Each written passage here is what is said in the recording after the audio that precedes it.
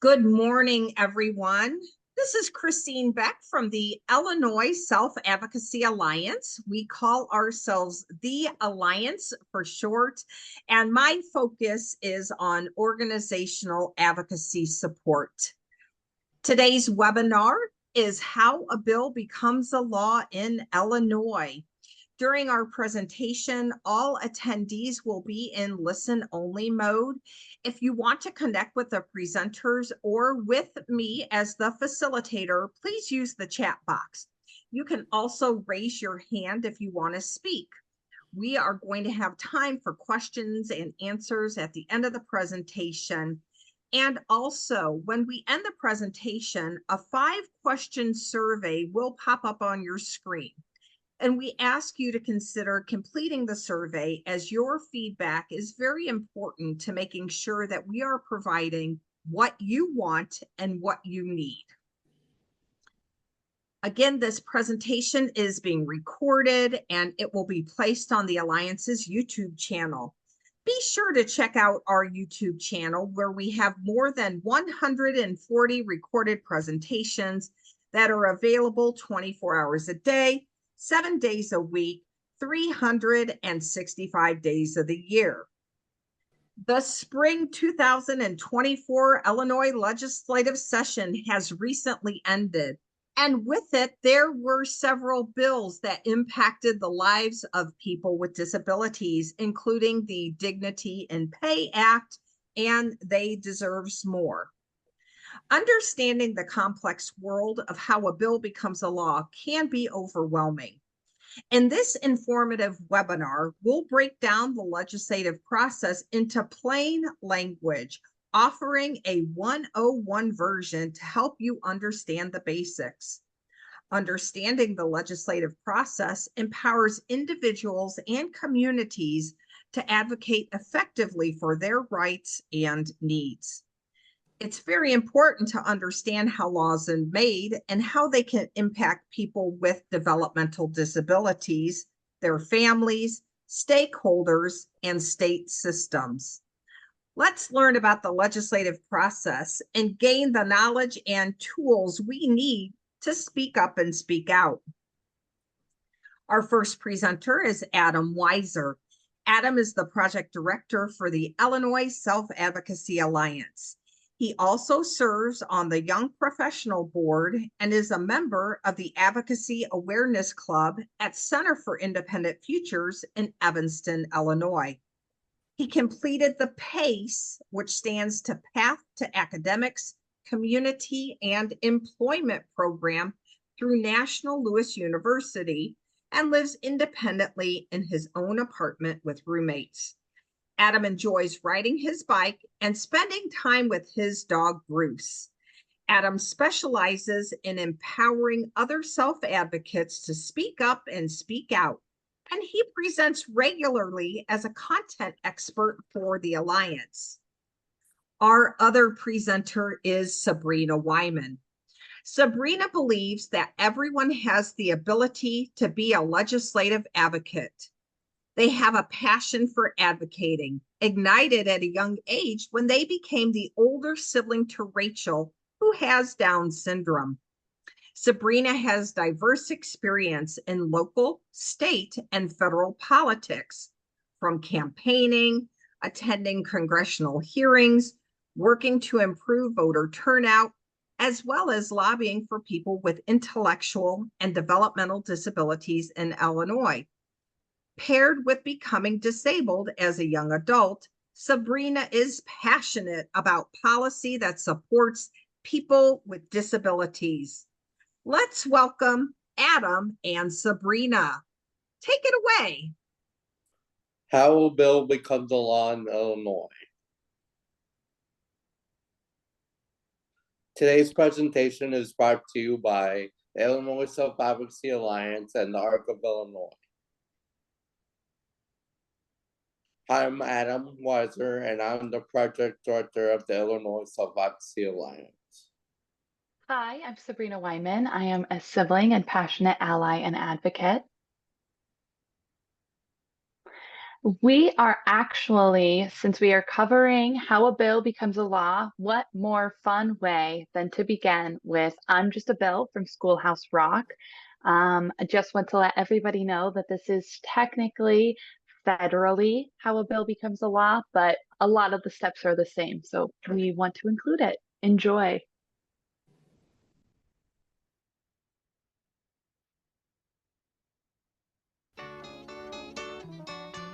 Whew, you sure gotta climb a lot of steps to get to this Capitol building here in Washington. Well, I wonder who that sad little scrap of paper is. I'm just a bill, yes, I'm only a bill, and I'm sitting here on Capitol Hill. Well, it's a long, long journey to the capital city. It's a long, long wait while I'm sitting in committee, but I know I'll be a law someday. At least I hope and pray that I will, but today I am still just a bill. Gee, Bill, you certainly have a lot of patience and courage. Well, I got this far. When I started, I wasn't even a bill. I was just an idea. Some folks back home decided they wanted a law passed, so they called their local congressman, and he said, "You're right, there ought to be a law." Then he sat down and wrote me out and introduced me to Congress, and I became a bill. And I'll remain a bill until they decide to make me a law.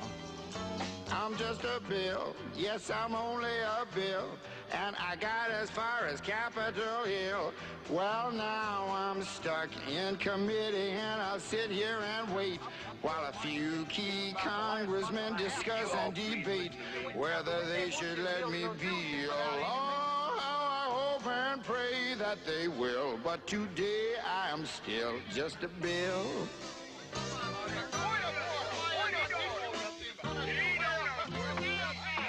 Listen to those congressmen arguing. Is all that discussion and debate about you? Yeah, I'm one of the lucky ones. Most bills never even get this far. I hope they decide to report on me favorably, otherwise I may die. Die? Yeah, die in committee. Oh, but it looks like I'm gonna live. Now I go to the House of Representatives and they vote on me. If they vote yes, what happens? Then I go to the Senate and the whole thing starts all over again. Oh, no. Oh, yes. I'm just a bill. Yes, I'm only a bill. And if they vote for me on Capitol Hill, well, then I'm off to the White House where I'll wait in a line with a lot of other bills for the president to sign. And if he signs me, then I'll be a law. How I hope and pray that he will. But today I am still just a bill. You mean even if the whole Congress says you should be a law, the president can still say no? Yes, that's called a veto. If the president vetoes me, I have to go back to Congress and they vote on me again, and by that time you're so By old. that time, it's very unlikely that you become a law. It's not easy to become a law, is it? No, but how I hope and pray that I will. But today I am still just a bill. He signed your bill. Now you're a law. Oh, yes.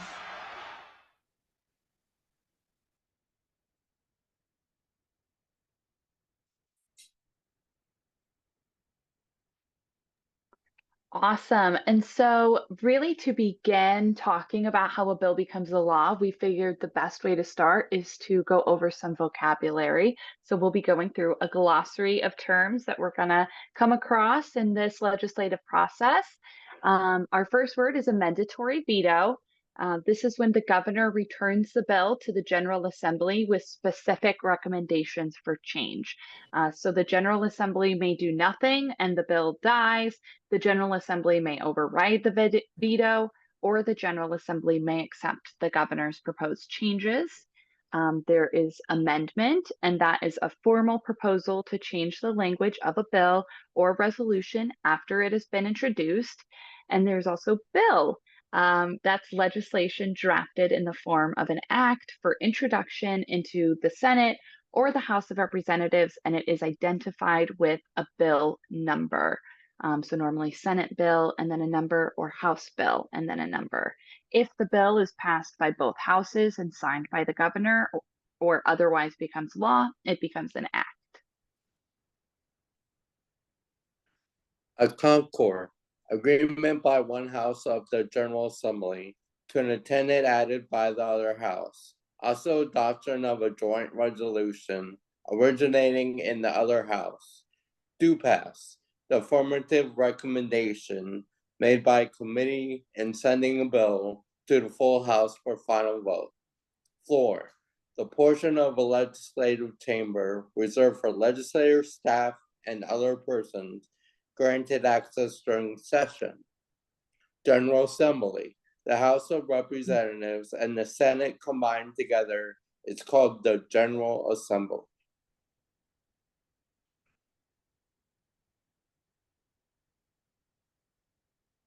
House, the generic term for a legislative body, so it actually can refer to either the House of Representatives or the Senate.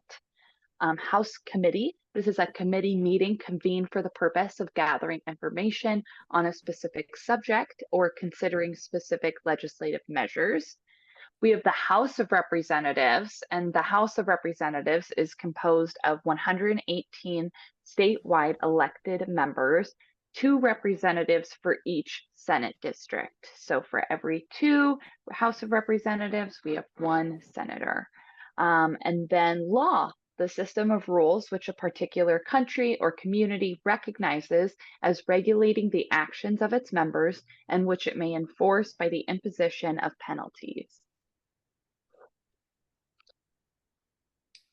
Legislative Reference Bureau. The legislative support agency that drafts and prepares such legislative measures as bills, amendments, resolutions, and conference committee reports at the request of legislators. Legislative staff. Staff of the Legislative Service Commission. Legislative Budget Office of the Legislative Service Commission, or any other legislative agency included in the Legislative Service Commission budget group. Legislative staff include legislative assistants, legislative directors, and chief of staff. A lobbyist, a person who represents a particular interest or group of interests before the General Assembly.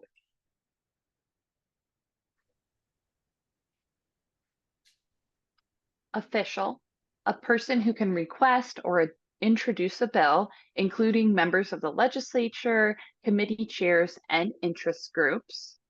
Override, which is the act of overturning a veto. The Rules Committee, and this is a committee responsible for establishing and governing the rules and procedures that guide the legislative process. So the Rules Committee plays a key role in sharing how bills are introduced, debated, amended, and passed. And then we have the Senate, and the Senate is comprised of 59 statewide elected members, so 1 senator for every 2 representatives. Substantive Committee, a legislative committee that focuses on specific subject matters. These committees are responsible for review and concerning bills related to their policy areas, conducting hearings, and making recommendations to the General Assembly. Some examples of a substantive committee include Human Services, Appropriations, and Higher Education. Veto, the action of the governor in disapproval of a bill sent to him or her by the General Assembly.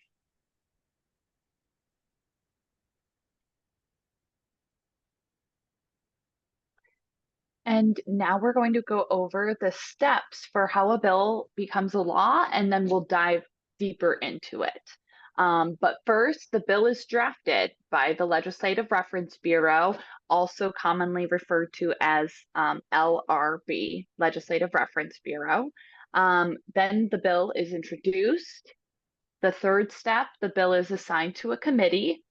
Following that, you have substantive committee action. From there, we go to floor action, and then we actually repeat steps 3, 4, and 5, the assignment to the committee action, and the floor action in the second house, so either the representatives or the Senate, whichever one we didn't do first, and then finally the bill goes to the governor.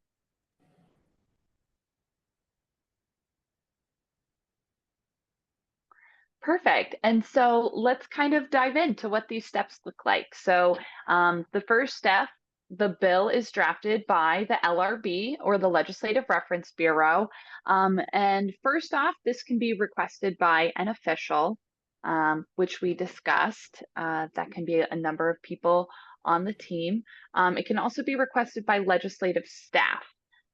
So your legislative assistants and things like that, they can request that verbiage to the LRB, and that can also be requested by a lobbyist with the permission of the official. The lobbyist can say, I talked to Representative so-and-so, we'd like to submit this to be drafted.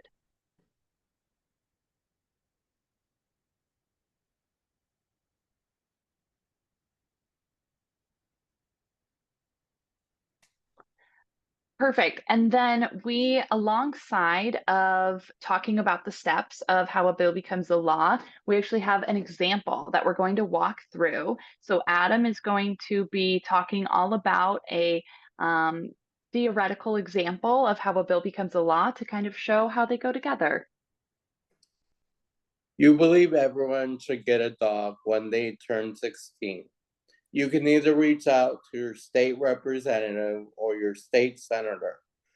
But you know your state senator, so you reach out to explain your idea and ask for it to be drafted as a bill. Your state senator agrees to sponsor this bill.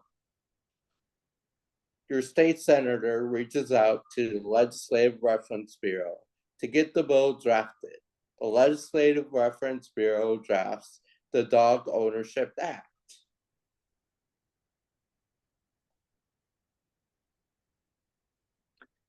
Perfect. And now we're going to talk about step 2, which is the bill being introduced.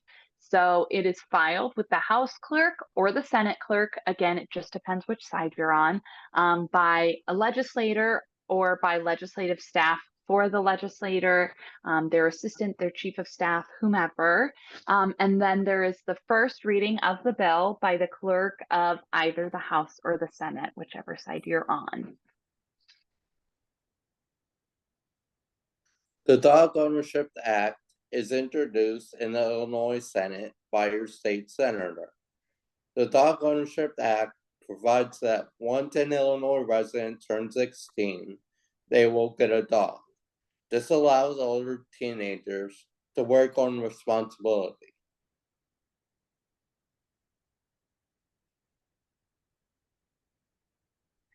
And now step 3, the bill is assigned to a committee. So we have the House of Representatives side. The House bill is referred to House Rules Committee. And then from there, the bill is assigned to the House Substantive Committee. So Appropriations or Health and Human Services. And then we have the Senate side. So the Senate bill is referred to the Senate Assignments Committee. So you'll see there's House Rules, Senate Assignments. They function the same, just on separate sides.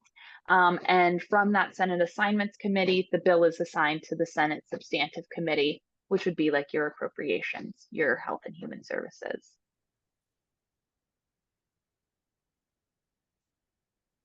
The Dog Ownership Act is sent to the Agriculture Committee because they deal with animal-related legislation.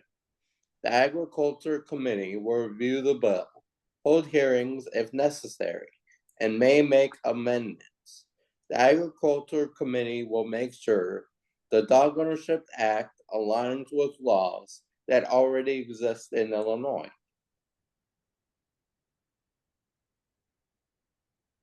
So now we're on step 4, the substantive committee action. This substantive committee in this example being the Agriculture Committee. So committee amendments may be filed and adopted here. There may be a hearing held on the bill, and then motion do pass prevails with adopted amendments or with no amendments. And then the bill advances to the floor of either the House or the Senate, and that's where it is read a second time, and you will see second reading. The Agriculture Committee members point out a few things. 16 is too young for a dog. People may want other pets, like a cat or fish. The cost is unknown. Committee members recommend amendments to address these concerns. Require the 16-year-olds to take a class on the responsibilities of owning a pet. Allows any traditional pet, not just a dog, renaming it the Pet Ownership Act. Provide information on the cost of the bill, as well as where the money for it will come from. The Agricultural Committee votes to advance the bill.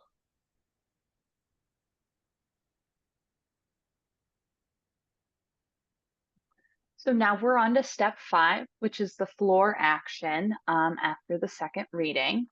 So we have floor amendments filed. So House floor amendments to the Rules Committee, or Senate floor amendments to the Assignments Committee, like we talked about earlier. And then floor amendments would be referred to the Substantive Committee for a recommendation, either do adopt or do not adopt. The recommendation do adopt sends it to the House or the Senate floor, again, whichever side we're on. And then the amendments adopted on the floor, and then the bill can move on to that third reading. After the third reading, the bill is voted on, passes, and that bill is then sent to the second House to do it again. If there are no floor amendments filed, it gets so much easier. The bill is read a third time. Again, that's considered your third reading. The bill is voted on, passes, and then it's sent to the second House. The Pet Ownership Act is now on the floor of the Senate, and the whole Senate is able to propose amendments. Some legislators are concerned about allergies. A new amendment is added, educational initiative to inform 16-year-olds about common allergies, so they know what pet is best for them. The bill was voted on, and the Pet Ownership Act passes the Senate.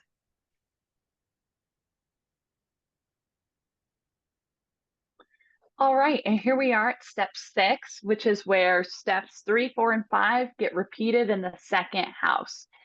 So again, you have the bill drafted by the LRB and it's been introduced. And then we toss it over to the other House and we're doing it again. It's going to get assigned to a committee. It's going to have that substantive committee action, like from the Agriculture Committee or Health and Human Services or Appropriations, etc. And then you go to that floor action onto the other House.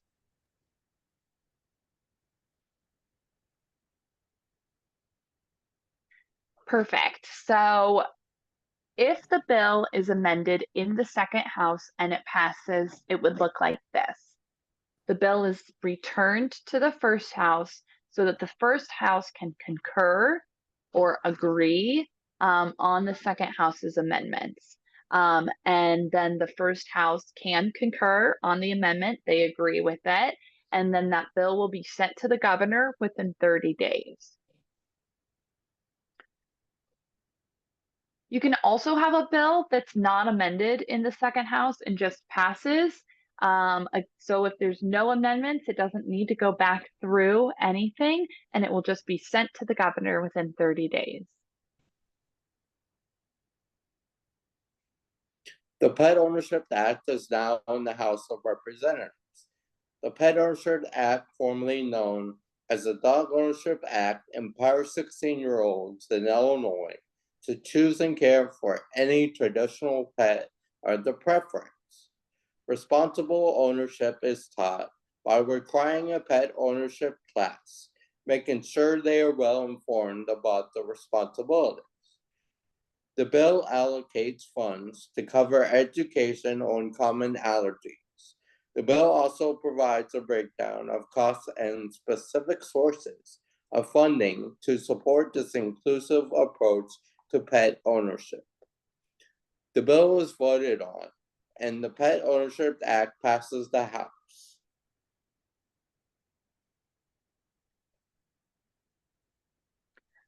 And step 7, the bill goes to the governor, and this can look a couple of different ways. So the governor can approve the bill that it received, and the bill becomes the law. The governor can issue a total veto. What that would look like is that it would return to the first house. It would override the veto passes, get sent to the second house. The second house overrides the veto.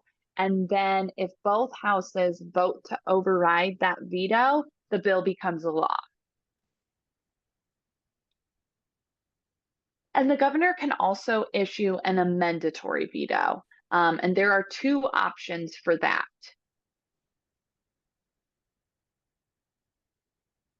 So your first option is that the first house concurs, so they agree with what the governor says. They send it to the second house. The second house concurs with what the first house and the governor said, and then that bill becomes law.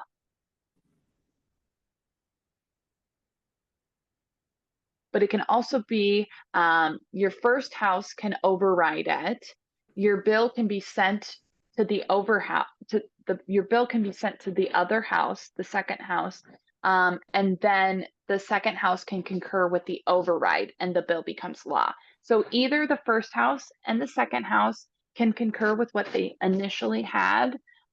They say, we actually really like this bill. We vote to keep it as is.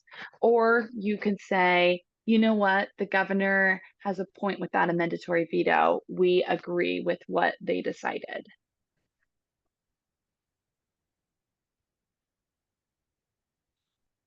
The governor of Illinois does not veto any part of the Pet Ownership Act and signs the Pet Ownership Act into law.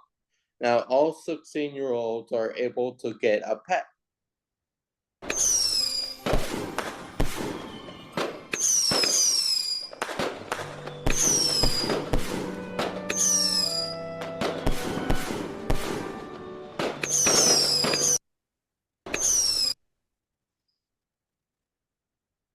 And now we are going to rewatch I'm Just a Bill. And hopefully with the context we've provided, you're able to follow along and watch the bill's journey.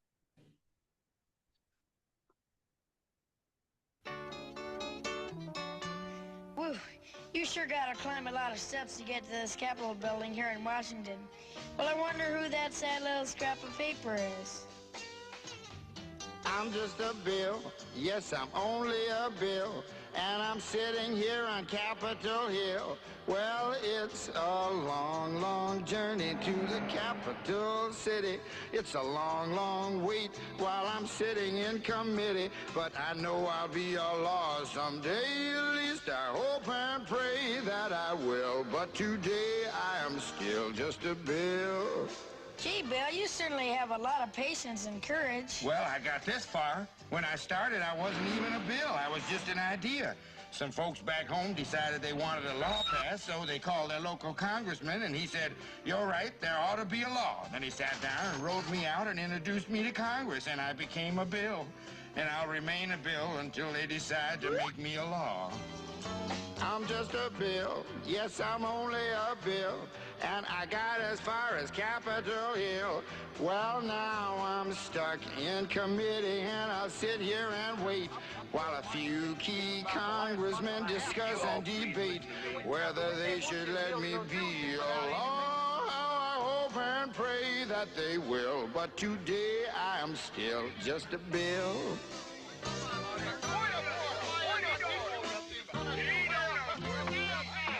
Listen to those congressmen arguing. Is all that discussion and debate about you? Yeah, I'm one of the lucky ones. Most bills never even get this far. I hope they decide to report on me favorably, otherwise I may die. Die? Yeah, die in committee.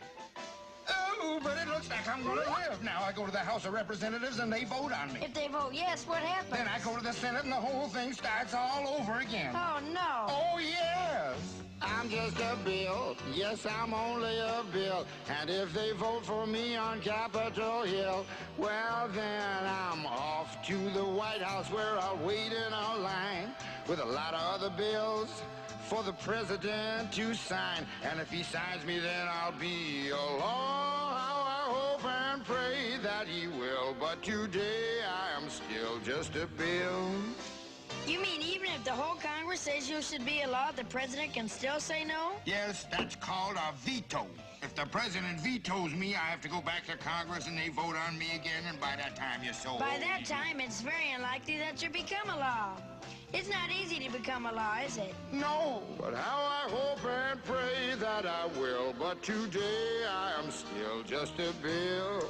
He signed your bill. Now you're a law. Oh, yes.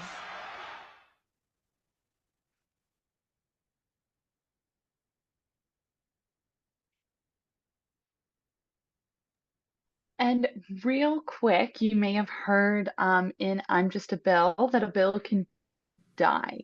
So that's just another way of us saying that it will no longer be moving through. It will not be approaching votes to pass and become law.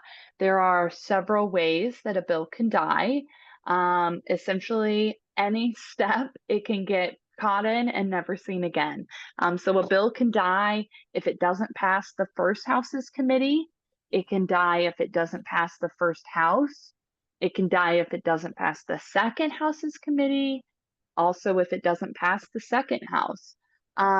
If the governor total vetoes it and the General Assembly doesn't override it, dead. And if the governor amendatory vetoes and the General Assembly does not concur or vote to override. And honestly, a wicked majority of your bills are dying. You are having more, somewhere between, depending on the session year, somewhere between 6 and 10,000 bills introduced. It's a big range, but it depends on the year. And then you are pretty typically always having somewhere between 500 and 1,000 passing. So we are losing most of the bills somewhere in this area.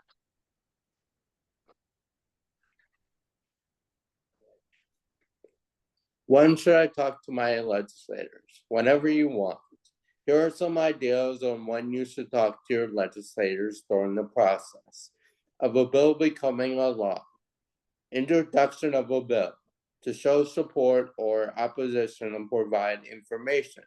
Committee hearings to share personal experiences or provide opinions that can influence the committee members' decision. Floor debate to advocate for specific changes, voice concerns, or express support for the bill. Before votes, to persuade legislators to vote in a specific way, address concerns, or highlight the impact of the bill on constituents.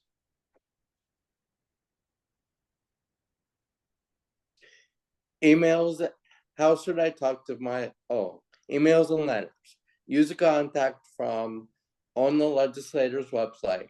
This will automatically send them an email. You can also write physical letters to mail to either their district or Springfield office. Phone calls. Get their phone number from the legislator's website and give them a call. Don't worry if they don't answer. Voicemails are as powerful as a phone call. You can also leave a message with the person answering the phone.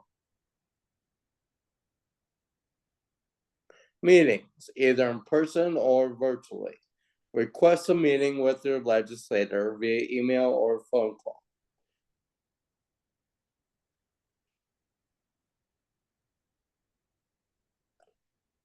Why should I talk to my legislators? Advocacy.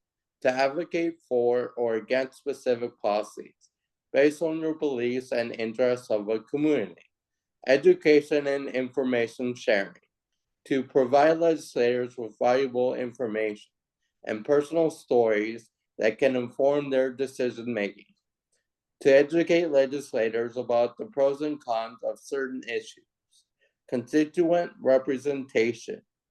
To help your legislator be aware of their constituents' views and concerns, essentially representing the community.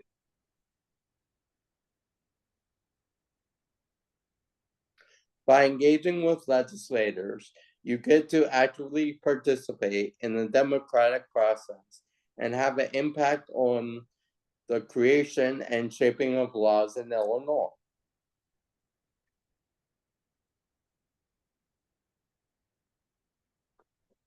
And just like the image says, the more you practice, the better you get.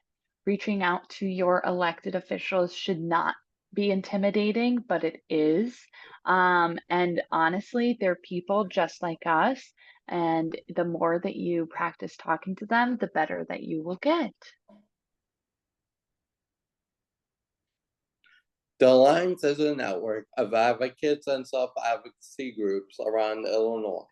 We began in 2008 and are funded by the Illinois Council on Developmental Disabilities.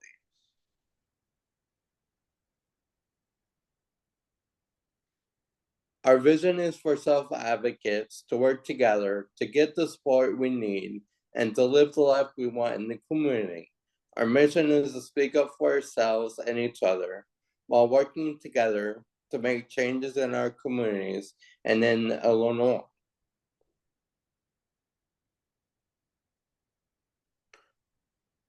Our focus is on empowering people to speak up about what they want and need, don't want and don't need, act and plan their goals, participate in advocacy at the personal, agency, community, and statewide levels.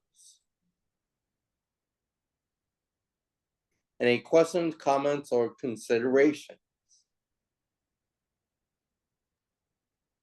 All right, this is Christine, and I have had a couple of questions come in during the presentation.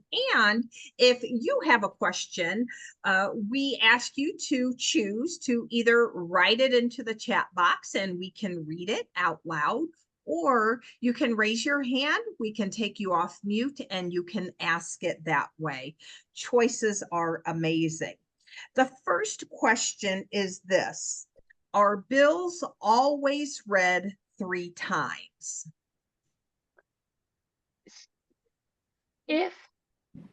I guess the answer would be no. And the only reason why they wouldn't be read 3 times is because they died at some point in the process. You have your bill, it's going to get read once, a second time, a third time. After it passes that third reading, it goes to the other house. If it dies anywhere over there, you're not going to hit that third reading. But in the world of bills and laws, it does need to be read the 3 times to be considered to pass the House. Thank you. Here is the next question.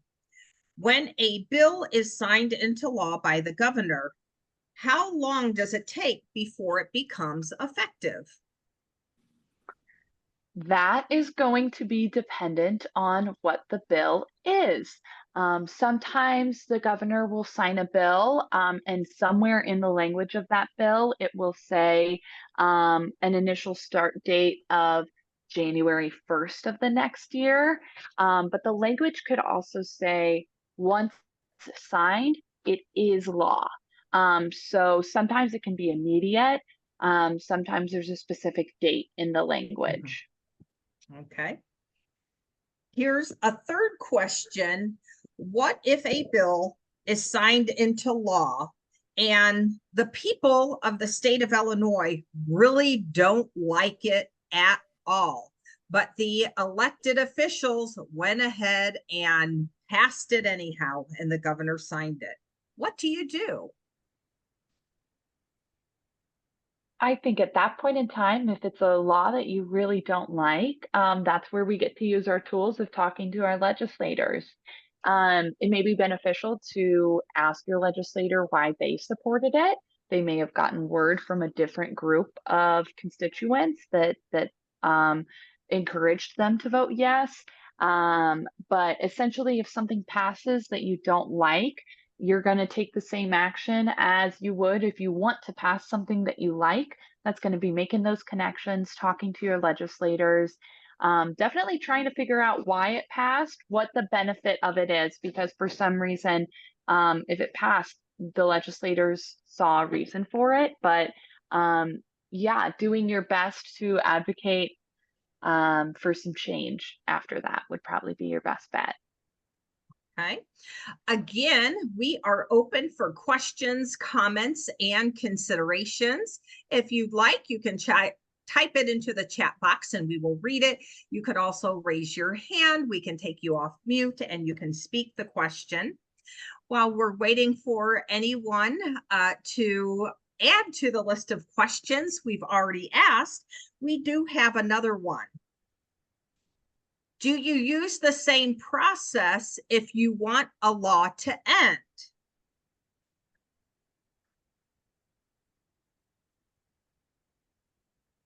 I yes, you want if there is a law in existence that you do not agree with, you are going to use the same process where you will be reaching out to your legislators. You're probably going to want some sort of community building or coalition building with um, you and other constituents in Illinois that agree that the law should end. And from there, you will need to do some advocacy. But yeah, in theory, if there's a law in existence that you would like to see changed or altered or even ended, it is going to be that frontline advocacy, that grassroots work. But yeah, if you have a big enough group or anything like that, you can definitely make some change. All right. Here's another question. Is there a limit to the number of amendments a bill can have? There is not. Um, it's not uncommon to have the final bill be technically like House Amendment 5. It is honestly a little bit more rare to have a bill that passed that had no amendments. You are more likely going to see bills with amendments. They're probably rarely going to be more than 5 or 6. And honestly, they vary in the amount of change that they provide. Sometimes it's a wording thing, sometimes it's a legal wording thing where the bill means really well, but we needed to say and instead of or something very minor like that. But amendments can also be big changes, but you can have a handful of amendments on a bill, absolutely. All right. Adam, I think this is a question for you. How would someone become more involved with the Alliance? You can join our email listserv, and we can keep sending out emails. And if you want to have a meeting with us, you can contact that way at info@selfadvocacyalliance.org. And we also have a Facebook, and we're also on YouTube. Yes. Thank you, Adam, for sharing that information. Let's see, we have great job, Adam and Sabrina. This is really important information. It is. I would also like to say that the ARC of Illinois this spring did a whole series about legislative advocacy, and they recorded quite a few presentations, everything from how a bill becomes a law federally to how to file a witness slip, even how do you talk with others about bills and laws when you have differing opinions. So I invite you to check out that legislative advocacy series that the ARC of Illinois did. Does anyone else have any questions, comments, or considerations before we end our time together today?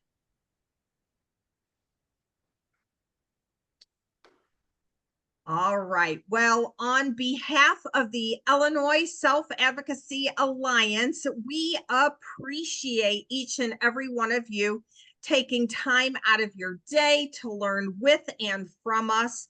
In the chat, Sabrina put the web link to the ARC of Illinois Legislative Advocacy webinar series. I will also include that in the description when I upload this presentation to our YouTube channel. So again, on behalf of the Illinois Self-Advocacy Alliance, thank you so much for being with us today. Continue to speak up and speak out. Bye-bye.